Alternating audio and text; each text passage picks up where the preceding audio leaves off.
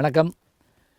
ஊரும் பேருங்கிற இந்த தலைப்பில் பேசப்படுற பேச்சு நம்முடைய ஞானசம்பந்தன்கிற யூடியூப் சேனலில் ரொம்ப பரபரப்பாக வரவேற்பப்பட்டிருக்குது. அதுக்காக நான் என்னுடைய மகிழ்ச்சியை தெரிவிச்சுக்கிறேன். எதுக்கு இந்த தலைப்பை எடுத்துக்கிட்டோம் அப்படின்னா, இப்போ நம்ம இருக்கக்கூடிய ஊர் பேரை யாராவது கேட்டால், உங்கள் ஊர் பேர் எப்படிங்க வந்துச்சுன்னு கேட்டால் என்ன சொல்லுவோம்? ஏங்க வச்சுட்டாங்க அப்படின்னு சொல்லக்கூடாது. இப்போ நமக்கு யார் பேர் வைப்பா? அப்பா வைப்பாரா, அம்மா வைப்பாங்க, தாத்தா வைப்பாங்க, பாட்டி வைப்பாங்க, ஃப்ரெண்ட்ஸ் எல்லாம் கூட பட்ட பேர் வைப்பாங்க. ஆனால் ஊருக்கு பேருன்னா அந்த காலத்தில் மன்னர்களுடைய பேரில் பல ஊர்கள் இருந்திருக்கு. அது தவிர செஞ்ச தொழில் காரணமாக அந்த ஊர்களுக்கு அந்த பேர் வந்திருக்கு. இப்போ உதாரணமாக ஆடைகள் நெய்யும் அந்த தொழில் செய்யக்கூடியவங்க இருக்கக்கூடிய பகுதிகளுக்கு நம்ம தமிழ்நாட்டில் அதிகமான பேர் என்ன பேரில் வழங்கியிருக்குன்னு பார்த்தாலே ஆச்சரியமாக இருக்கும். இப்படி வச்சுக்கோங்களேன். கூரை அப்படின்னா ஆடைன்னு அர்த்தம். கூரை ஆடை நெய்கின்ற ஊருக்கு பேர் கூரை நாடு, கொரநாடு. அதுதாங்க மயிலாடுதுறை என்று சொல்லக்கூடிய மாயவரம்.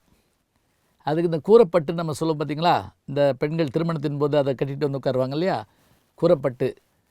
கூரைப்பட்டு சேலை கட்டி அப்படின்னு ஒரு வார்த்தை கூட வரும். இப்போ இந்த மாதிரியாக நெசவு தொழில் செய்கின்றவர்கள் வாழ்கின்ற பகுதி தமிழ்நாட்டில் நிறையா இருந்திருக்குது. இன்னும் கூட அழகாக சொன்னால், இந்த தொழில்கள் உள்ள இடத்துல இருக்கக்கூடிய ஊர்களுக்கு பேர் எப்படின்னு கேட்டிங்கன்னா, நான் சொன்னால் நீங்கள் ஒன்றும் உடனே என்ன எப்படி சொல்கிறேன்னு சொல்லக்கூடாது. பேட்டை அப்படின்னு அர்த்தம். இப்போ பாருங்கள், பேட்டைன்னு நீங்கள் பார்த்தாச்சா அப்படின்னு கேட்கக்கூடாது. பேட்டை அப்படின்னா தொழில்கள் நடக்கிற அந்த கூடுகின்ற தொழிலாளர்கள் கூடுகின்ற இடமாக, சந்தையாக அது இருந்திருக்குது. அதனால தான் அதுக்கு பேட்டைன்னு பேர். தொழிற்சாலைகள் நிறைந்த நகரத்தை பேட்டை அப்படின்னு சொல்கிறாங்க.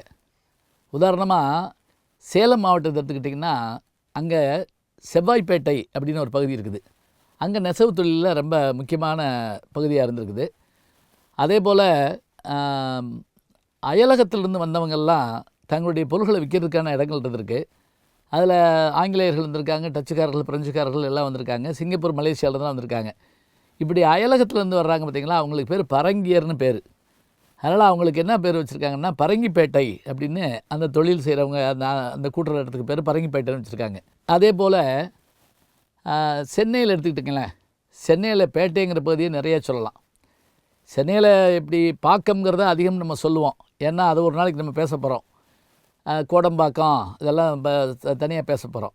இந்த பேட்டைங்கிற பகுதியை எடுத்து பார்த்திங்கன்னா, தண்டையார்பேட்டை, சிந்தாதிரிப்பேட்டை, வண்ணாரப்பேட்டை, இதெல்லாமே அந்தந்த தொழில்கள் வந்த இடம்தான். இப்போ உதாரணமாக அந்த வண்ணாரப்பேட்டைங்கிற பகுதியை நீங்கள் எங்கே பார்க்கலாம்னா, மதராசப்பட்டினம் நீங்கள் பார்த்திங்கன்னா, அதில் கதாநாயகன் அந்த சலவை தொழில் செய்கிற தொழிலாளியாக வருவார். அந்த பகுதியை தான் வண்ணாரப்பேட்டைன்னு காட்டுவாங்க. அதே போல் சிந்தாதிரிப்பேட்டை அப்படின்னா தறி நெஞ்ச இடம் தான் அது.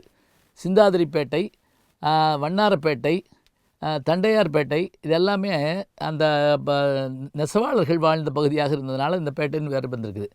தஞ்சாவூருக்கு போகிற வழியில், தஞ்சாவூர்லேருந்து நீங்கள் கும்பகோணம் போகிற வழியில் பார்த்திங்கன்னா, ஐயம்பேட்டை, அம்மாப்பேட்டை அப்படிங்கிற பேரெலாம் உண்டு. ஐயன் அப்படின்னா தந்தையின் ஒரு அர்த்தம். அதே மாதிரி அம்மாப்பேட்டை, ஐயன்பேட்டை, ஐயம்பேட்டைன்னு உண்டு. இது தவிர கடற்கரை பகுதிகளில் இருக்கக்கூடிய அந்த பட்டுக்கோட்டை ஏரியாவில் பார்த்திங்கன்னா, அங்கே முத்துப்பேட்டைன்னு ஒரு ஊர் உண்டு. இந்த முத்துப்பேட்டைங்கிற ஊர் என்ன அப்படின்னு பார்த்தீங்கன்னா, முத்து குளிக்கக்கூடிய இடமாக அது இருந்திருக்குது. எப்படி நம்ம தமிழ்நாட்டினுடைய துறைமுக நகரங்களில் கொற்கை ரொம்ப முக்கியமானது நம்ம சொல்கிறோமோ, அங்கே முத்துக்குளித்தல் நடந்திருக்குது. இந்த முத்துக்குளித்தல் கூட ஒரு சிறப்பு என்ன தெரியுங்களா, அப்போல்லாம் இப்போ இந்த ஆக்சிஜன் சிலிண்டர் வச்சுக்கிட்டு உள்ளே போய் முத்து குளிக்க முடியாது.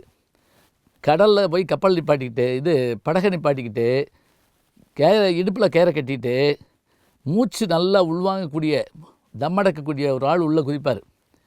அவர் உள்ளே குதித்து ஆழமாக போய் முத்தை எடுத்துகிட்டு வருவார். அப்போ அந்த கயிறு இருக்கு இல்லையா, அவர் இன்னொரு பக்கத்தில் ஒரு கயிறு தொங்கும். அந்த கயிறு எதுக்குன்னு கேட்டிங்கன்னா, ஏதாவது ஆபத்து வந்தால் அதை பிடிச்சி இப்படி அசைச்சாருன்னா அவரை மேல் நோக்கி இழுத்துடலாம். இப்படி அசைக்கணும். இப்போ அந்த கயிறு யார் கையில் இருக்குன்னு தெரியுங்களா? பெரும்பாலும் இப்போ அந்த உள்ள முத்து குளிக்கிறாரில் அவருடைய மனைவியினுடைய அண்ணன் கையில் இருக்குமா. அதாவது மைத்துனன் கையில் தான் அந்த கயிறு வச்சுருப்பாங்களாம். ஏன் தெரியுங்களா? உள்ளே போயிருக்கவருடைய இடுப்பில் இருக்கிறது வெறும் கயிறு இல்லை, தாம்பு கயிறு இல்லை, தங்கச்சில் கழுத்தில் இருக்கக்கூடிய தாலி கயிறுன்னு அவர் நினைக்கணுமா. அதனால் அப்படி உள்ளே போய் குதித்து முத்தெடுத்து வர்றாங்க இல்லையா, அப்படி பகுதிகளை முத்துப்பேட்டை அப்படிங்கிற பேரில் நம்ம சொல்கிறோம். அப்போ இந்த தொழில் அதுக்கேற்றபடியான பேட்டைகளை நம்ம பார்க்குறோம். இதே போல் நம்ம வேலூர் போகிற பகுதிகளில் வாலாஜாபேட்டை என்ற ஒரு பகுதி உண்டு. இந்த வாலாஜாபேட்டைங்கிறது அந்த பகுதியை ஆண்ட முகமதிய மன்னருடைய பேரில் வைக்கப்பட்டது. இங்கு பஞ்சு வியாபாரம் அதிகமாக இருந்திருக்குது. அதனால் இதை வாலாஜாபேட்டை அப்படிங்கிறாங்க. இப்போ பாருங்கள், இத்தனை பேட்டைகள் இருக்கிறப்ப இப்போ புதுசாக ஒரு பேட்டை வந்துருச்சு. அது என்னன்னு உங்களுக்கே தெரியும். ஆக சிந்தாதிரிப்பேட்டை, அம்மாப்பேட்டை, ஐயம்பேட்டை, முத்துப்பேட்டை என்று பேட்டைகளால் தொழிலால் பெருமை பெற்ற நகரங்களாக நம்முடைய தமிழ்நாடு இருந்திருக்குது. இன்றைக்கும் அந்த பெயர்களோடு அவை வழங்கப்படுகிறதுங்கிறது தான் அதனுடைய பெருமையை.